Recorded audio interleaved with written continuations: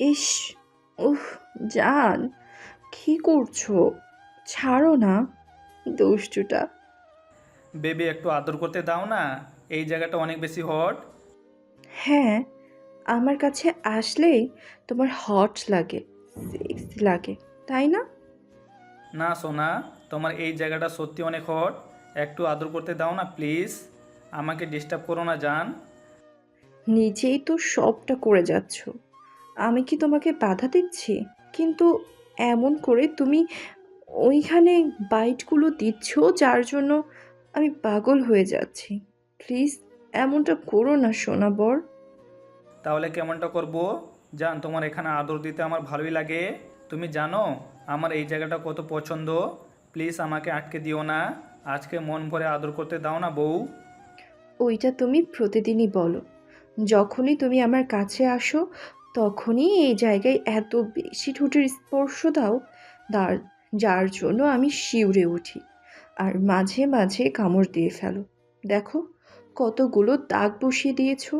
তোমার কামড়ের দাগগুলো এখানে এখনো স্পষ্ট বোঝা যাচ্ছে। কি করব জান, তোমার এই জিনিসটা দেখলে আমি নিজেকে আটকে রাখতে পারি না। ওই জন্য ভুল করে কামড় দিয়ে ফেলি। প্লিজ তুমি আমার উপর রেগে থেকো না। আর আটকে দিও না জান। একটু আদর করতে দাও। দেখো তোমার আরাম লাগবে সোনা বউ। হ্যাঁ, আমার তো আরাম লাগেই, ওই জন্যই তোমাকে সরিয়ে দিতে পারি না। কিন্তু এত বেশি আরাম লাগে মাঝে মাঝে তোমার কামড়গুলো, যার জন্য চিৎকার করে কেটে ফেলি। সেটা তুমি বুঝেও এমনটা করো। আর তুমি আমাকে এমন করে কষ্ট দাও, তোমায় কি একটুও খারাপ লাগে না বেবি? কি করব বলো জান, তোমাকে কাছে পেলে তো আমার মাথা ঠিক থাকে না। প্রচণ্ড পরিমাণে আদরে নেশা চেপে যায়। তাহলে কি করে তোমাকে দূরে সরিয়ে দিব বলো? এই দুষ্টু, তুমি আমাকে কি করে বলছো কেন? আমি কি না তোমার সিনিয়র? তাছাড়া তোমার ম্যাডাম। ম্যাডামকে কি কেউ তুমি করে বলে? ফাজিল বলা! একদম এগুলো বলবা না, তাহলে কিন্তু বকা দিব। এখন যতই নাটক করো আমাকে দূরে সরাতে পারবে না। তুমি খুব ভালো করেই জানো আমার মাথায় এখন তোমাকে আদর করার নেশা চেপেছে। তাই যতই ফন্দি করো আমাকে দূরে সরানোর জন্য, তাতে কোনো কাজই হবে না। আমাকে এখন আদর করতে দিতেই হবে। এখন না সোনা, এমনিতেই অনেক আদর করে ফেলেছো। আর এখন যদি আদর করতে দেই, দিনের বেলাতে তুমি এত বেশি আদর করবে যার জন্য আমি কান্না করে ফেলবো। তার উপর যদি এখানে ভুলেও কিস করার সময় কামড় দিয়ে ফেলো না, তখন কিন্তু অনেক বেশি ব্যথা লাগে। প্লিজ সোনা, এরকম করো না। বরের জন্য এটুকু করতে পারবে না? নাকি তুমি আমাকে ভালোবাসো না জান? আমি তো জানি তুমি আমাকে কতটা কাছে পেতে চাও। তাহলে কেন এমন করে দূরে সরিয়ে দাও? তাছাড়া বরের জন্য তো একটু কান্না করতেই পারো, তাই না? অনেক কান্না করেছি তোমার জন্য, আর পারবো না। এখন কাছে পেয়েছি, এখন শুধু ভালোবাসাটা পেতে চাই। তোমার থেকে আমি ওই সুখটা চাই, যে সুখটা তোমার থেকে প্রতিনিয়ত আমি পেতে চাই। আমি কি ইচ্ছে করে এরকমটা করি নাকি? যখন আদর করতে আসি তুমি চিৎকার করে ফেলো। তোমায় কি আমি বলেছি চিৎকার করো? তুমি তো উল্টো আমাকে নিজের সাথে মিশে নেওয়ার চেষ্টা করো। আর যখন তোমার ইয়েতে লাভ বাইট দেই, তখন তুমি চিৎকার করে ফেলো। তাহলে শেষ পর্যন্ত স্বীকার করলে যে তুমি কামড় দাও? আমার কষ্ট হয় তাহলে কেন দাও? তোমাকে বারবার বারণ করেছি ওখানটায় কামড় দিবে না। ওখানে কামড় দিলে আমি নিজেকে ঠিক রাখতে পারি না। এত সেনসিটিভ আর নরম জায়গায় তুমি কামড় দিলে কি আমার ব্যথা লাগে না বলো? আমি তো জানি লাগে, কিন্তু কি করব বলো? আমি কি ইচ্ছা করে দেই? তোমার কাছে আসলেই তো নিজেকে আটকা রাখাটাই মুশকিল হয়ে যায় জান। তার উপর তোমার এই নরম সুন্দর নাভিটায় আদর দিতে ইচ্ছা করে। প্লিজ আমাকে বাধা দিও না। একটু আদর করতে দাও। আমার না অনেক ভালো লাগে এখানে আদর দিতে জান। আমারও লাগে, কিন্তু এখন লাগছে না। প্লিজ ছাড়ো।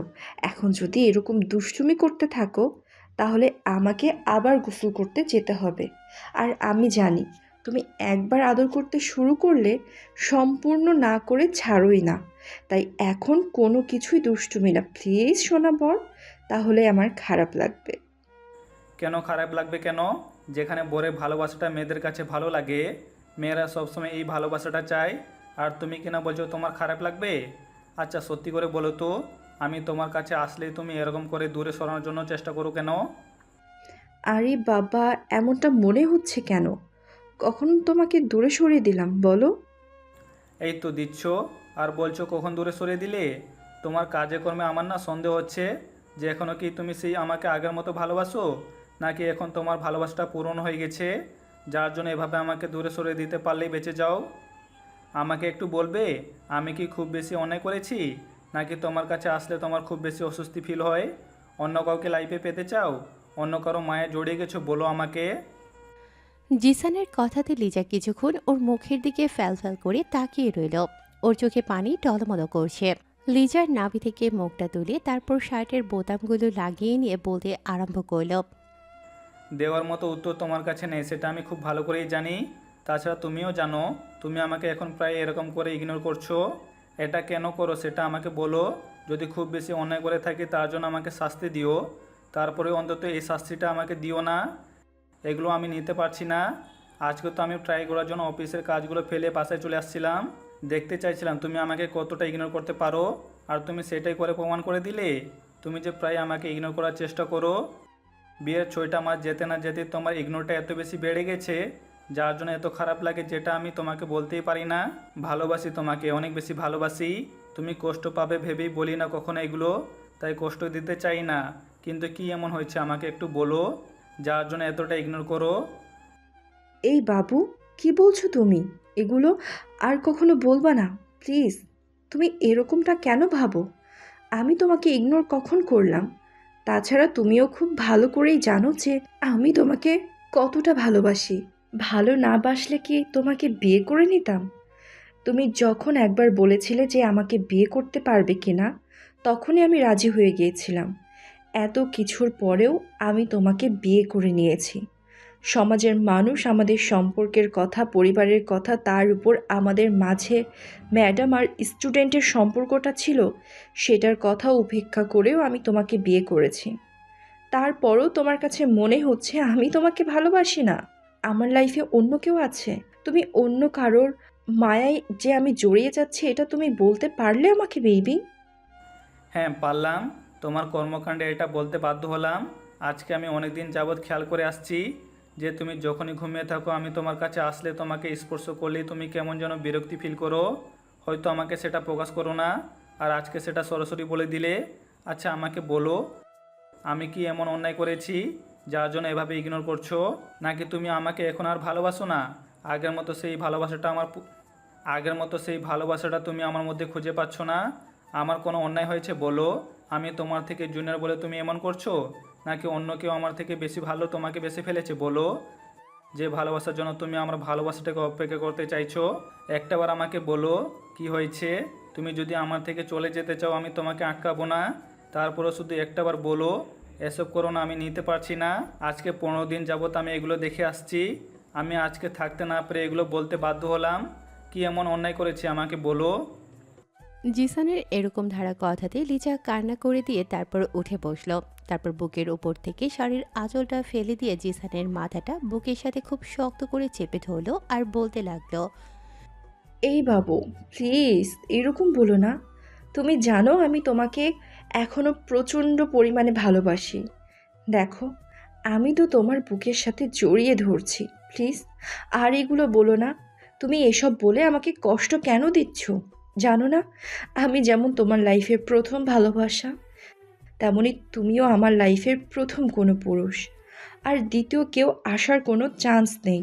তারপরও তুমি এইসব কেন বলো? তুমি এগুলো বললে কি আমার খারাপ লাগে না? তুমি জানো আমার কতটা কষ্ট হচ্ছে। প্লিজ এইগুলো বলো না জিসান বেবি। জিসান লিজাকে ছাড়িয়ে নিল। তারপর ওর থেকে দূরে গিয়ে বলতে আরম্ভ করলো। তাহলে আমার কতটা খারাপ লাগে যখন তুমি আমাকে ইগনোর করো, তুমি আমাকে দূরে সরিয়ে দেওয়ার চেষ্টা করো, সেটা তুমি বুঝতে পারো না? আমার বুকের ভেতরটা জ্বলে পুড়ে ছাড়খার হয়ে যায়। আমি কাউকে বোঝাতে পারি না যে তোমাকে কতটা বেশি ভালোবাসার পরেও তোমার কাছ থেকে আমি এভাবে অবহেলিত হচ্ছি। প্রিয় মানুষের সামনে দেওয়া কষ্টটা পাওয়ার পরিমাণ কষ্ট বয়ে আনে, আর তুমি কি না আমাকে এভাবে ইগনোর করছো? দিনের পর দিন তুমি যেটা করছো সেটা কি আমার কাছে খুব ভালো লেগেছে বলো? বুঝতে পেরেছি। প্রতিদিন দুপুরে আসো তো, আর এসে তুমি আমাকে স্পর্শ দিতে শুরু করো।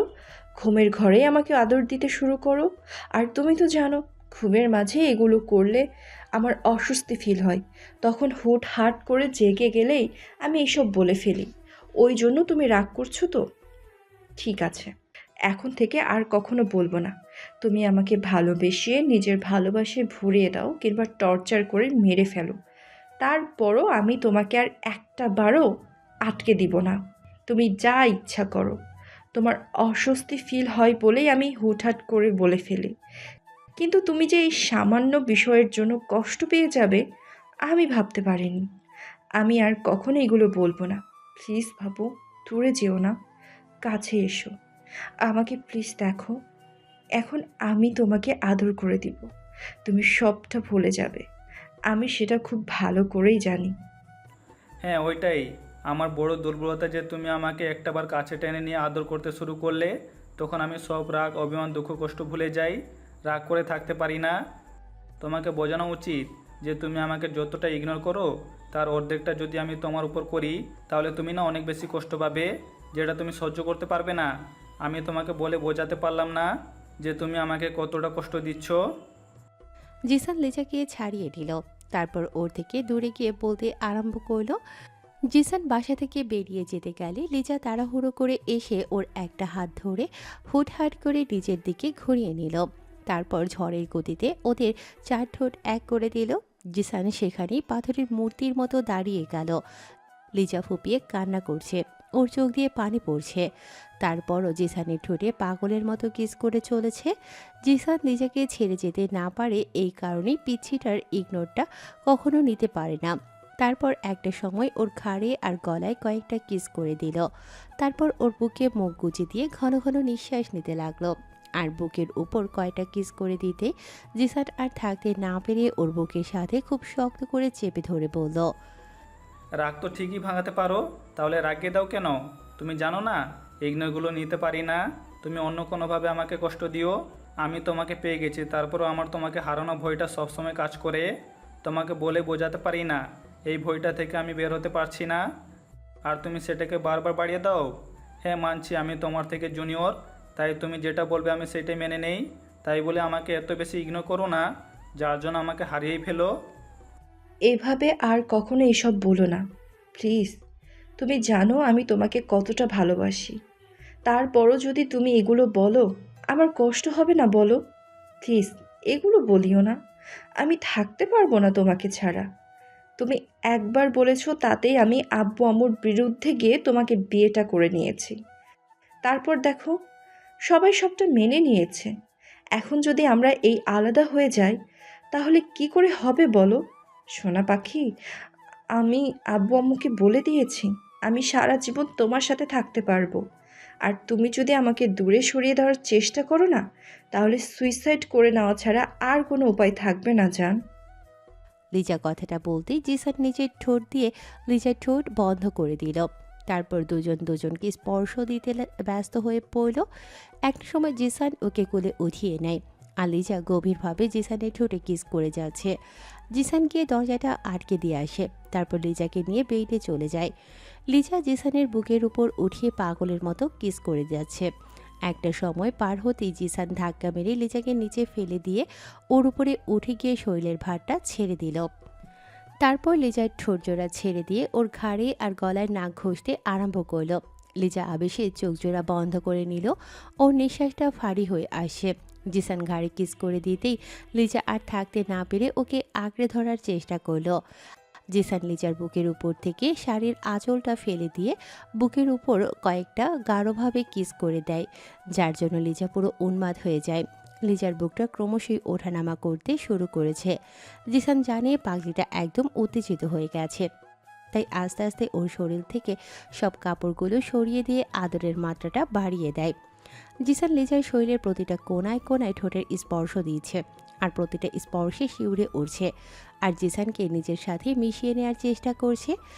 লিজার চোখ দিয়ে ভালোবাসার অস্ত্রগুলো গড়িয়ে পড়ছে। জিসান কিস দিতে দিতে লিজার নাভিতে চলে আসে। তারপর এখানটায় বেশ কয়েকটা গাঢ়ভাবে কিস করতেই লিজা আর থাকতে না পেরে জিসানের মাথাটা নাভির সাথে খুব শক্ত করে চেপে ধরে আর বলে, প্লিজ বাবু, এখানে এমন করে স্পর্শ দিও না। পাগল হয়ে যাব। আমি থাকতে পারছি না। প্লিজ সোনা, আমাকে শান্ত করে দাও। লিজার কথাতেই যেন একটা মুচকি হাসি দিয়ে ওদের শরীরে থাকা চাদর জড়িয়ে দেয়। তারপর আর কি, ভালোবাসাটা গভীর হবে ওদের দুজনের।